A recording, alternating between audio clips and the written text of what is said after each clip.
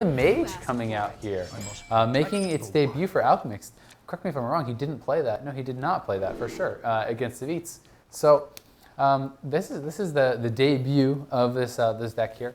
You know, having the Innervate and the coin already. I mean, look, he didn't even have to mulligan anything. He already has the perfect hand. Are you kidding me? Look at this hand, man. Yeah, I was just about to talk about how Mage in this matchup actually traditionally has an advantage. You have super efficient mana-wise answers to a lot of Druid's threats. And a card like Water Elemental is a powerhouse against a Druid deck. 6 health is a ton to deal with. The freeze effect is really critical because it's going to stem further damage and help you develop your board. Because in the counter attacks, it's going to freeze those minions. So they're not able to attack for 2 turns, basically, when you have to kill this Water Elemental. But StrifeCro's hand, this is the bread and butter of Druid right here. You're looking at a possible turn 1 Yeti. He's thinking about keeping this wild. I think you got to keep this wild growth. Yeah. But you know, looking at it, this is a turn 1 Yeti into a turn 2 wild growth, and then the game is going to get so out of hand from there. Yeah. The one thing that, you know, and it's a bit maybe a little bit nitpicky or whatever, that can happen sometimes when you do have these kind of, well, you guys the Harvest Golem. Never mind. I was going to say that sometimes you can kind of run dry on cards because you know you're playing your coin, your Innervate, your Yeti, your wild growth. You know, oh wow.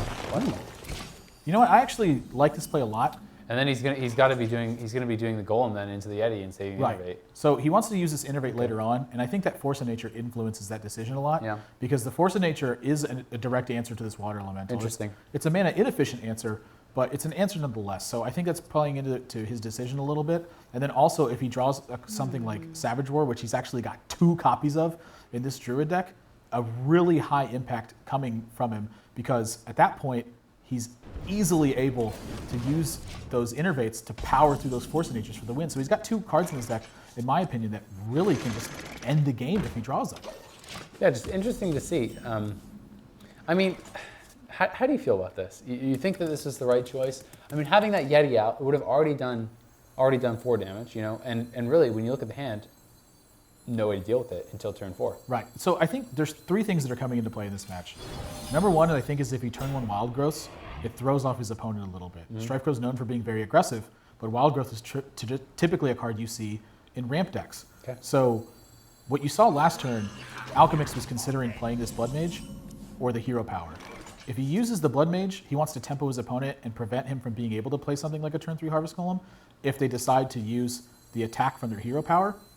But when he didn't do that, I think the reason is because he thinks that he's playing Ramp Druid. So now when this Harvest Golem comes down, he's kind of like, oh no, what have I done? But another common card you're going to see from Mage is you're going to see cards like Mirror Entity. So Harvest Golem does a great job attacking those. So this Yeti would have gotten in potentially a couple points of damage, but now it would be the one having to force to attack these little tiny minions, and this Harvest Golem wouldn't be developed. So he gets a little bit behind in terms of one powerful thing, but he gets ahead because he's able to curve out better. Yep, that makes a lot of sense. And also, I mean, he's obviously, by poking that there, he's obviously setting up for the Elemental plus the Hero Power next turn to kill that off. And he still does have to get through this. So, I mean, you can attack it on your own, but it doesn't really do anything. So either way, it kind of puts you in a little bit of a weird situation because, you know, even if he decides to attack with the Yeti, so I think very likely, I mean, what do you think about the swipe here? Do you think that it's at all worth doing, swipe the Elemental, and then you could do Yeti into the taunt, Golem into the 3/6, kill it off that way. Sure, you have to trade your Death Rattle, but that way you come out of that with your Yeti alive. Yeah, there's a lot of different ways to go about this, and I think the one he's looking at is the Game Hunter. So this is going to be one of those spots where I feel like he has a big potential to attack this Water Elemental, because on the backswing now, this Water Elemental likely going into the 4/2, and then he can use the swipe to follow up with it, or he can use his Hero Power to clear it out as well. So what he's done in this position is just maximizing the amount of damage he has, and again, this is influenced by that Force of Nature that he ended up drawing, which is, I think, why he saved the Innervate personally. So Alchemixt has a lot of options at his disposal right here. To me, it looks like a pretty, you know, Water Ellie into the 4/2, Fireball the 4/4, put down Mirror Image, and then the Golem can't kill off that. Yeah, I think that plays extremely strong, but there is something to be said for still thinking ahead anyway. Because if you think it still gives your opponent an impression of your range. Okay. So against a player like StrifeCro, he knows he's going to be thinking. He knows that his reads are going to be very accurate a lot of those times. And so something like waiting before you do this it seems like it doesn't make a difference, but at this top end it really does. So StrifeCro taking an aggressive route, I don't disagree with that. I like it a lot. And as you said, this Mirror Image coming out, so now his water elemental is protected. This Harvest Golem's having to waste so much time attacking these little mirror images, and now this is a spot where you're likely going to see Force of Nature, I think. It's just so efficient to clear here. He doesn't want to waste time attacking these Harvest Golems. He doesn't have another relevant play to make with his swipes. I can see him saving the Force of Nature as well. It sets up his curve though so well as well. I mean, if he does the Force of Nature, next turn he has the Ancient Lore for the card draw. Turn after that, he can innervate Cenarius or Cenarius next turn if he wants as well. So a lot of options again coming from StrifeCro's position. So these draws playing a heavy impact. I think that not playing the turn 2 Blood Mage was on the back of the fact that he thought this could be ramp. So he's just wasting it at that point. Yeah. I mean, you could swipe as well, though. You could just swipe the Ellie and then just do Hero Power plus a Golem, take out the taunts. So, I mean, either of those are fine. And, I mean, maybe he wants to save the Force of Nature for the combo, so I think the swipe is perfectly reasonable, but both seem great, and he's going to go with the Force of Nature. His future considerations here, by the way, when he chooses to use, or save this swipe rather, is that he's hoping to draw something else that's very mana efficient, like a Chillwind Yeti, and he's able to pinpoint this swipe better, and at the same time develop his board. So this Force of Nature doesn't cost him any development when he does this, and I think that's what's influencing that. Definitely makes a lot of sense. I mean, Arcane Intellect plus Acolyte seems like pretty straightforward there, just for all the card draw. I mean, you can obviously go with the Azure Drake, but it doesn't fill out the curve as well. And I mean, especially when you only see the 2/3 down, you know, you're looking at probably being able to get 2 cards from the Acolyte plus another 2 cards from the Arcane Intellect. So I mean, you may as well just see what you get from the Intellect and then drop it. But he's thinking about doing the Azure Drake, and that tells me that he's obviously really valuing having that board control and trying to get that kind of stronger minion out there. The board control is really important, but equally as important is how his opponent ends up playing this turn. So again, on 7, it's very common your opponents are going to play this Ancient Allure, but if this Azure Drake's out, he may reconsider his turn now. So I mean, he could also just swipe that. Right. So moving on forward, saving this swipe, it helps him develop his board so heavily because of this Druid of the Claw. So this Druid of the Claw coming down in charge now, he's going to be able to push through 6 points of damage. Wow, he's still looking at Cenarius as a potential play. So you definitely innervate there. You think, oh wow, he's. Oh my gosh, this is an extremely aggressive play. If this is what he goes with. That's surprising. You know, I was thinking he was going to go with the swipe, innervate, Druid of the Claw. Right. That's what I thought he was going to go for as well. I mean, I feel like both of those are kind of better. Oh my gosh! And StrifeCro, this is the kind of thing I'm talking about though. These are the kinds of plays he makes.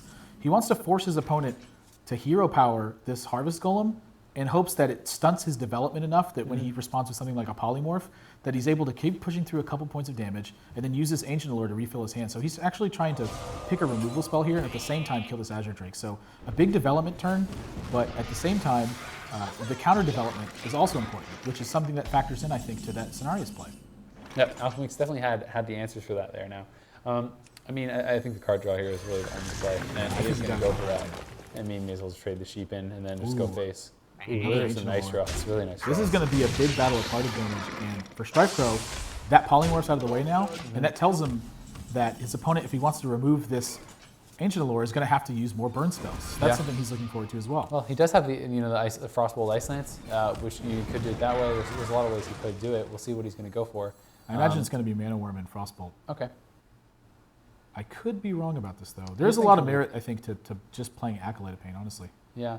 You know, this kind of sad part of playing Acolyte now is you're probably only going to get 1 card from it, whereas had you played it earlier, he would have been kind of guaranteed the 2 cards. Yeah. A lot of different plays coming into this. The Cenarius, it still seems really weird to me, but I like it, again, because of the counter development point. Mage isn't going to be able to use all of his cards, I think, a lot of times when it's playing against a deck like this. Yeah. So you're busy the whole time dealing with these huge minions, and so his plan with Cenarius was just to keep him busy dealing with these huge minions while he goes 4 damage by 5 damage by 4 damage and relies on his deck's natural strength and the reach that it has to get through this point. I feel like, though, if you do go with the swipe, innervate, Druid of the Claw, it's kind of a much harder choice. Do you actually poly that 4/4? Right. Because that's a tough choice. Whereas polying the Cenarius is a given. If you have it, you're going to use it. There's nothing better to do it on. So touching on that, what that tells me is that StrifeCro's valuing his decision-making process in terms of his options more than he's valuing the Cenarius. Because the Cenarius is kind of a clunky card to have in your hand. It's really bad on turn 9, but all of these 4 mana and 5 mana cards are very valuable on turn 9 because it allows you to play something and use an option.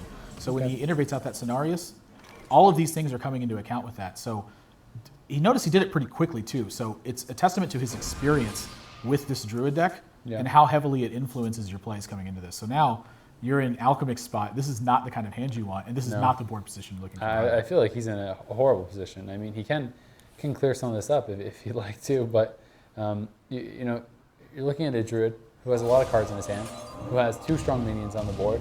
Yes, he's going to be able to clear this, but he's still just in a really terrible position. Yeah, he uses a lot of cards to clear this. You can do Frostbolt, and now in the way he did it, you know, I almost think that just doing Frostbolt Ice Lance on 1 and then doing the Arcane Missiles plus the Hero Power would have made more sense. Would that not have been a guaranteed clear? If he did Frostbolt Ice Lance on the 5/5, then he does Arcane Missiles plus the Hero Power, he would have killed both. Because now he's going to have to use an extra card. Am I wrong? So if he Frostbolts... If he Frostbolts plus Ice Lance, it's 3 plus the 4, so that's 7 damage on the 5/5. That's dead. Then he has Arcane Missiles, and he has the potential to be able to kill that off as well.